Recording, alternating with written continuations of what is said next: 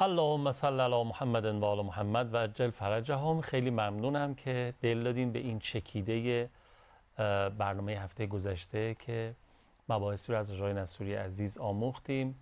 راهکارهای منتظر واقعی بودن رو در دو حوزه بینشی و ارزشی فرمودن. به نظرم توی این برنامه در حوزه‌های مسائل رفتاری و مدیریتی هم نکاتی رو مثل برنامه گذشته به شکل کاربردی انشاءالله از ایشان خواهیم شنید. آقا سلام، خیر مقدم، خیلی خوش آمدید برنامه خودت. بنده هم عرض سلام و ادب دارم خدمت شما جناب آقای قوامی و همه بیننده‌های فریختتون.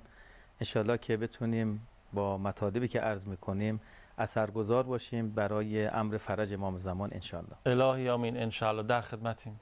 بسم الله. خواهش میکنم. ما در جلسات قبل درباره راهکار منتظر بودن در حوزه بینشی و ارزشی نکاتی رو عرض کردیم که انشاءالله مفید فایده شده باشه و از همین برنامه مقدس شما اشاره میکنیم که انشاءالله خودمون خداوند توفیق بده که عمل بکنیم. الهی. یکی دیگه در حوزه رفتاری است.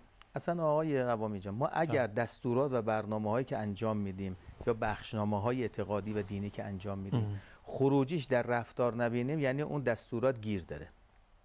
یعنی یه جایی این باید حل بشه این قضیه. یعنی تلاش میکنیم، الان این برنامه خوب شما داره امام زمان انجام میشه، بیننده های بزرگواری که مطالب رو میبینند و میشنوند این در جامعه باید عملا انجام بگیرد، ولی انجام نگیره. گیر کار کجاست؟ یا دستورات و برنامه ها رو ما زیاد داریم میبینیم در مباحث اعتقادی و دینی. اصلا در شرایط ظهور 4 شرط داریم. 2 شرط رو خدا بهمون داده، ما برای 2 شرط دیگه باید تلاش کنیم. 2 شرطی که خدا بهمون داده چیه؟ میگه طرح و برنامه‌های زندگیتون منطبق با معیارهای قرآن و اطرت باشه. در بین ما هست، قرآن هست، کلام اهل بیت هست. اگر میبینید شکل نمیگیره، فرهنگ عمومی اتفاق نیفتاده باشه، چون ما گیریم نرفتیم عمل بکنیم، نرفتیم سراغش. لذا اینجاست که طرف باید انقدر اون تشنه بشود بره سراغ اون آب. این مدل دیگه میگه این حرکت نیاز به یک امامی دارد که این امام بتونه حرکت جهانی رو مدیریت بکنه. خب امام زمان هم که هست، این 2 تا هست. اما 2 تایی که باید انجام بدیم چیه؟ یکی میگه یاران میخواهد امام که دارای ویژگی هایی باشد.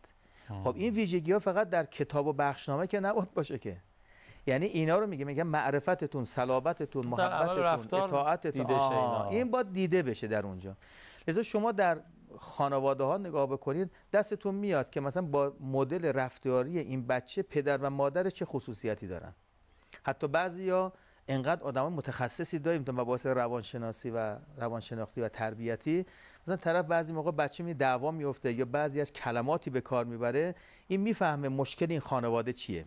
یعنی از رفتار او تشخیص میدهد که این چگونه معلول یک علتی است، اون علت در رفتار پدر. لذا اینجا هم یا مثلا الان شما بالا برید پایین بیاید، ایران در دنیا مثلا به امام خمینی رحمت الله علیه میشناسنش، یا در حوزه های مختلف برید یه شخص درجه 1 اونجا رو میشناسن. این نشون میده که اون رفتاری کرده در یک جامعه ای که اون اثرگذاری اون جامعه هست و اون جامعه بر اساس او شناخته شده است. لذا در حوزه رفتار به نظر من اولین چیزی که هست بصیرت افزایی هست. انسان منتظر از نظر رفتاری باید روز به روز بصیرت افزا بشه. بصیرت یه قدرت تحلیل داشته باشه. بصیرت افزایی اینه که جان فدا باشد. بصیرت افزایی اینه که اینجور نباشه بالا سرش کسی باشه این کارو بکن این کارو نکن. یعنی بصیرت یه مقدار پله بالاتر از معرفته، میشناسه اما میدونه این به درد کجا میخوره. من خودم مدل رفتاری بصیرت افزایی رو امروز شهدا میدونم. خدا رحمت کنه شهید بزرگوار برادران زین الدین، هم آقا مهدی هم آقا مجید. یه خاطره آقا مجید داره که دامادشون استاد بزرگوارمون حاج آقا کلباسی نقل میکرد.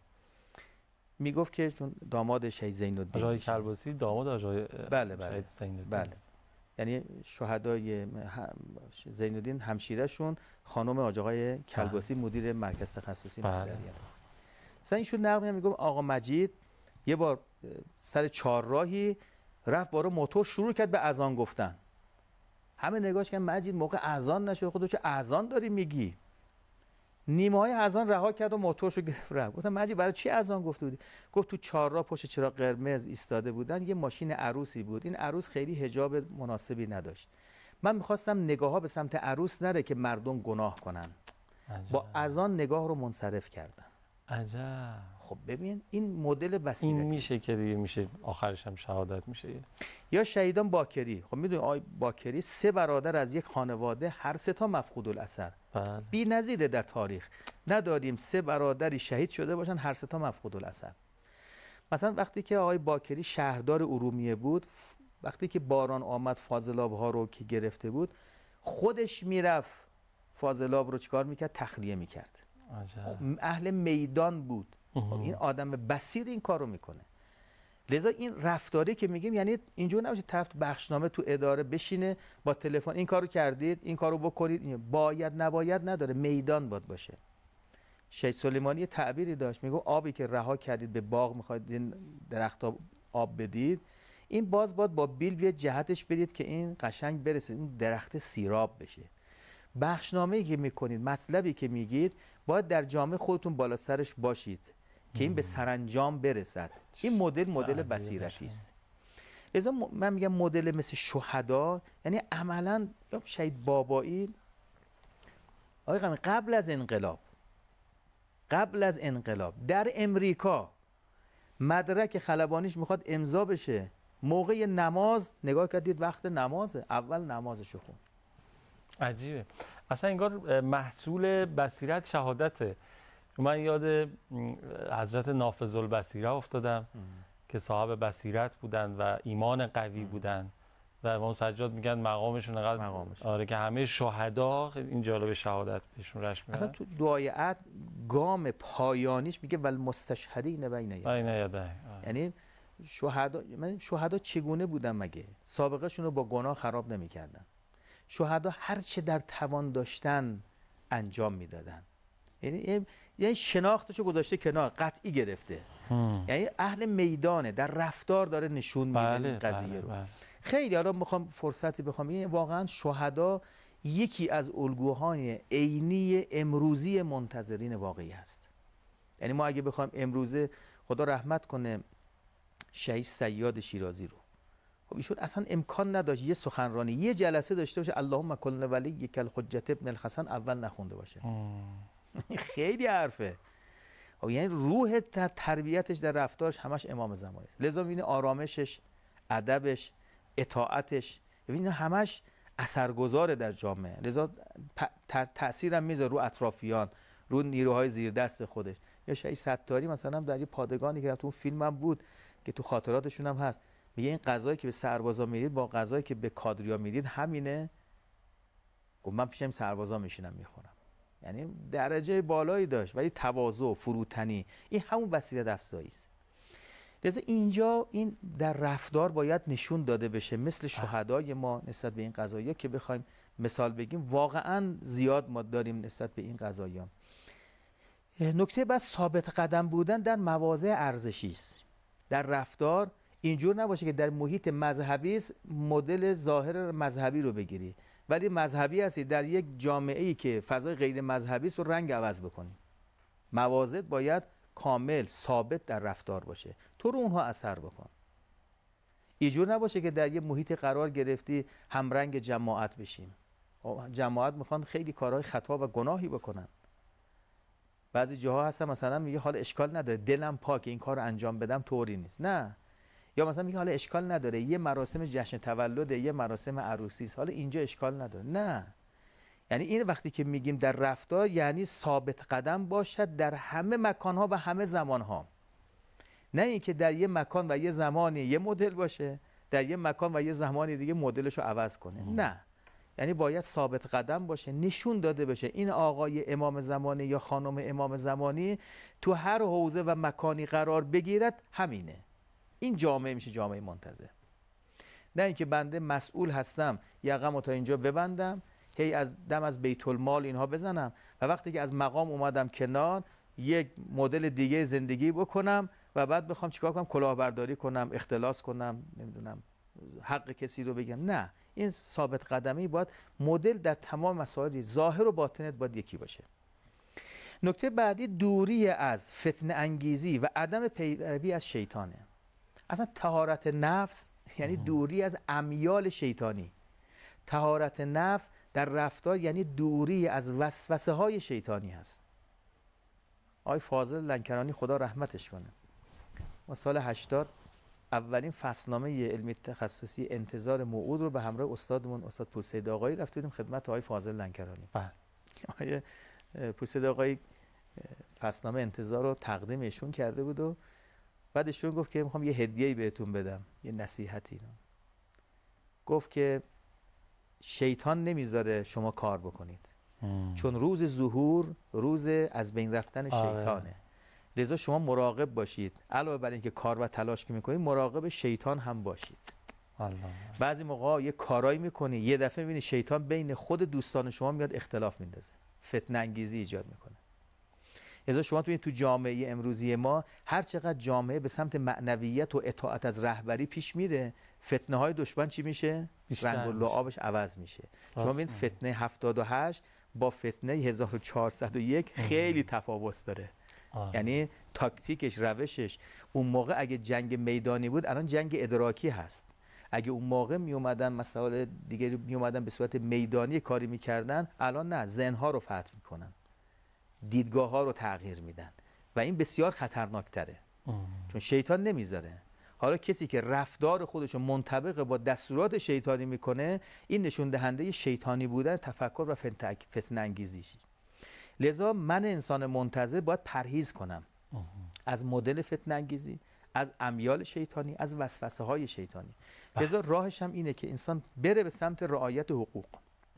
حق الناس حق الله. اینا رو باید رعایت کنه. انشالله. خیلی ممنونم که ما شهدامون همه در اوج بودن در همین مسئله. فرمودید از شهدا یاد کردین، از شهدای زین الدین، شهید باکری، شهید سلیمانی، شهید صیاد شیرازی و دیگران. خوبه به روح بلند همه شهدا سلام و درود و صلوات بفرستیم. یه دفترچه روزانه از یه شهید 16 ساله‌ای هم پیدا کرده بودن، گناهاشو نوشته بود. میفرمودین من یاد اون افتادم. میخوندم مثلا نوشته بود امروز با بچه‌ها فوتبال بازی کردیم، یه شوت خوبی زدم که خودم از شوتم خوشم اومد. اینو به عنوان یه گناه ثبت کرده بود. نمیدونم یکی از رفقا یه جوکی گفت من یه ذره بلند خندیدم. قیاس میکنه آدم با گناه خودش. اینا واقعا اینجوری بودن که بعدش هم به شهادت میرسیدن. یه شهیدی بود در خاطراتش، خودم یادم نیست اسم شهید چی بود، مسئول اداره بود، میگفت که نزدیکی‌هایی که آخر برج که میشد حقوقشو میداد به دفتردارش، میگفت کارمندا اگر کسی کم آوردن بیان بردارن. آره. خب این مدل خیلی مدلی است که میده و این فرهنگ باید توسعه پیدا کنه. دختر خانم شهید سلیمانی شنیدم همین چند روز قبل که شهید سلیمانی نصف حقوقش، حالا حقوقش که خیلی ناچیز بوده نسبت به بقیه، ولی نصف همون رو هم اختصاص داده بود به مردم فلسطین. الله خیلی جالبه. الله. خب به روح بلند همه شهدا، مخصوصا شهدای عزیزی که نام بردیم، سلام و درود و صلوات بفرستیم. بریم یه عرض ادای محضر امام زمان داشته باشیم، برگردیم ادامه گفتگو. اللهم صل علی محمد و آل محمد و عجل فرجهم. اللهم صل علی محمد و آل محمد و عجل فرجهم. این ما صلوات زیاد میفرستیم توی برنامه یاد خدا. یه عهدی ببندیم با همدیگه، قراری بذاریم صلوات هایی که میفرستیم، حالا چون شام جمعه هم هست، روز جمعه هم بهترین ذکر صلوات بر محمد و آل محمد است، به نیت سلامتی و تجلیل در فرج امام زمان باشه. این صلوات هایی که میفرستیم به نظرم خوبه. خیلی ممنونم. میرسیم به نظرتون ما یه حدوداً 9 دقیقه تا پایان برنامه فرصت داریم. اون آخرین بخش که راهکارهای مدیریتی هم هست اگر بفرمایید خوب میشه. تلاشمون رو میکنیم هر چه که شد حق مطلب ادا بشه، اجام که نمون دیگه انشالله بعداً در حوزه بینشی، ارزشی و رفتاری عرض کردیم تا حدی رو، و در حوزه تدبیری و مدیریتی.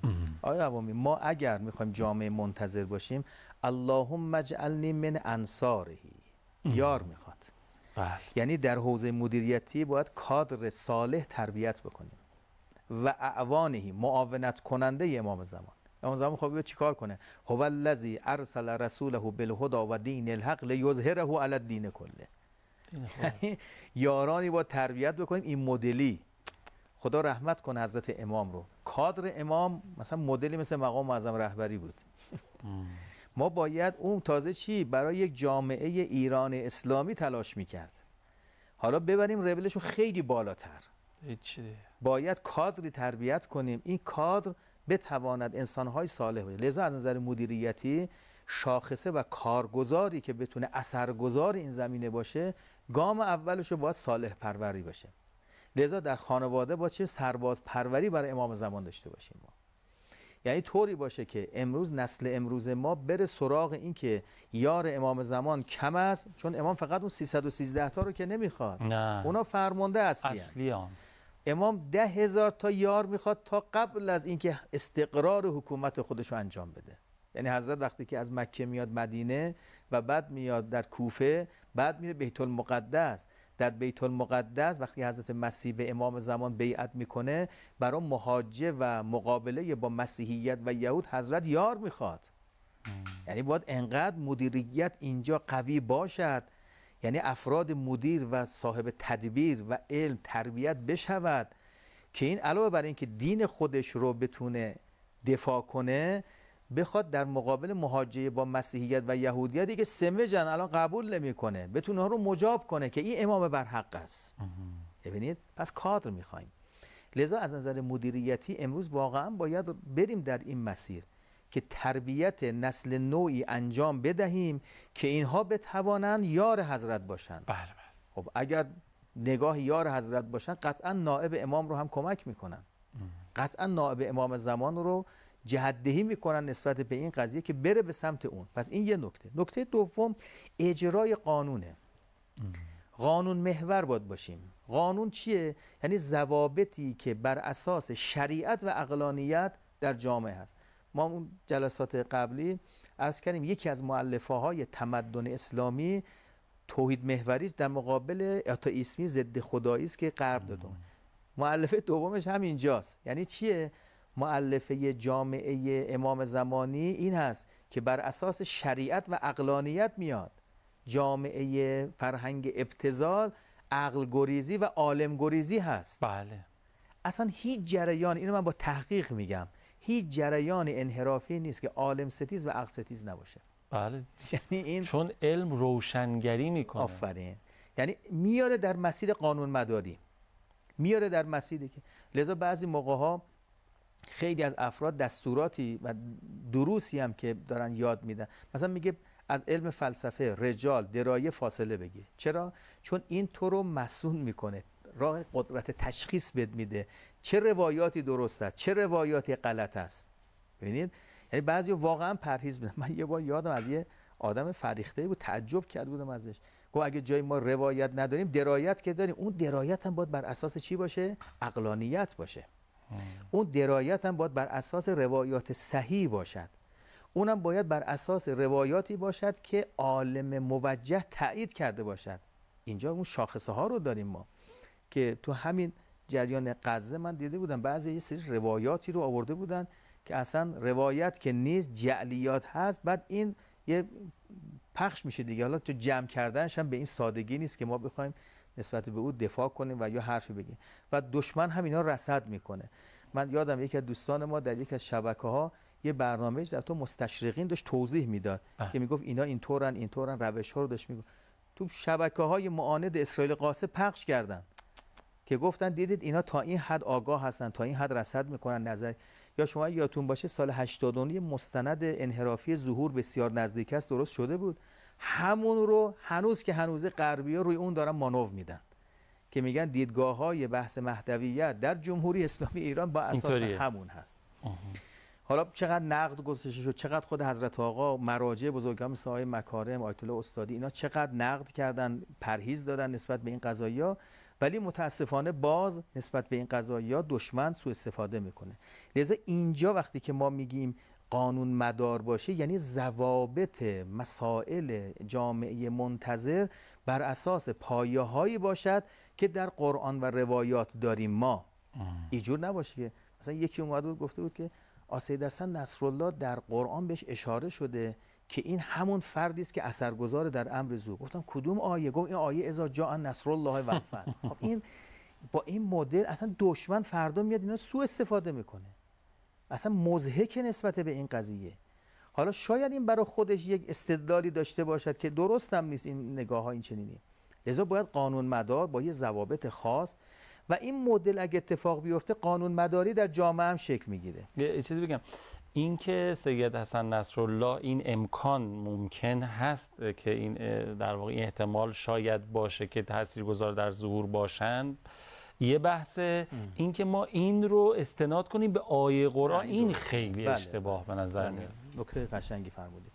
نکنه هر کسی یه فضای ظلم ستیزی رو در جامعه داشته باشه، این میشه اثرگذار. دقیقاً. حالا یه مدل مثل حضرت آقا سید حسن نصرالله و دیگران میان فضای ظلم ستیزی رو ایجاد میکنن، روحیه عدالت خواهی رو ایجاد میکنن در جامعه، در اون ترازی که تو دنیا یه موقع نه بنده در یه محیط کوچکی اثرگذارم. من در وظیفه و اختیارات خودم اون اثر دارم، یکی نه اثرگذاری کلانی داره. لذا من در یکی از بخشا عرض کردم بعضی موقع ما نیایم فردا خدای نکرده امام زمان از ما گله کنه، میگه تو بار مثلا 2 کیلویی میتونی برداشتی، چرا عدد 250 گرم برداشتیم؟ تو میدونستی کار برنامه بهتری ایجاد بکنی. کمکاری. آره. نکته بعدی که از مبارزه با فساد و تباهی است. یعنی در حوزه مدیریتی مدیر چون کار امام زمان در زمان ظهور یکیش احیای قرآن و سنت، 2 مبارزه با بدعت‌ها و انحرافات در جامعه. همینطوره. خب من مدیر باید طوری باشم قوانین در جامعه طوری اجرا کنم فساد ایجاد نشه و اگر هم فساد ایجاد شد روحیه فساد ستیزی رو در جامعه داشته باشم. این میشه همون مدل مدیریتی و تدبیری برای جامعه منتظر. یعنی باید طوری مدیریت بکنم اون جامعه خودش بر مسیر فساد نرود. لذا این کاری که حرکتایی که اخیراً اتفاق افتاده در جامعه بسیار مبارکه، مبارزه با فساده. یعنی شاید دشمن بگه اینا بله بردن خوردن، ولی نه، این عملا همون نگاه مدیریتی است که بله ما از دل خودمونم اگه کسی فساد بکنه این جامعه منتظره، داره تلاش میکنه که این دندان فاسد رو چیکار کنه، بندازه دور. یعنی اگه این کارو نکنه توجیه به اون میکرد بد بود. وقتی داره مبارزه میکنه در اون، و این نگاه باید در جامعه فرهنگ بشه. این بعضیا میگن سوت بزنید نمیدونم آدمای مفسد رو معرفی کنی، این باید واقعا فراگیر باشه. منی که میخوام سود بزنم باید معصوم باشم، من باید دفاع بشه از من که این حرکت رو بتونم انجام بدم. یا حرکتی است که بعضیا در طرف امر معروف میکنه، یه عده میان تعرض میکنن و اذیت میکنن. باید انقدر این قانون در اون جامعه چی باشه، میگه این کسی که داره با فساد مبارزه میکنه باید ازش دفاع کنید. این چیزی داریم تو آخر زمان جای ارزش و بی ارزش عوض میشه. الان اینجوری شده یه کسی میاد امر معروف میکنه همه یه جوری با او برخورد میکنن انگار که مثلا کار اونا ارزشمنده، کار این بی ارزش بوده. این یکی از مستقاش. نکته بعدی که به نکته بعدی نمیرسیم دیگه. من عذرخواهی میکنم آقای نصوری عزیز. وقت برنامه‌مون تموم شد، اما همین مقدار به نظرم خیلی خیلی کلیدی، کاربردی و راهگشا بود. ان شاءالله به شرط توفیق و حیات در جلساتی خدمتتون باشیم و بتونیم بحث ادامه بدیم. اوامری نداریم؟ نه ارزی ندارم. ان شاءالله که ماها بتونیم در بینشمون، ارزش‌هامون، رفتارهامون، در تدبیر و مدیریتمون در مسیر بسترسازی ظهور حرکت کنیم ان شاءالله. ان شاءالله. اللهم عجل ولیک الفرج. یا حق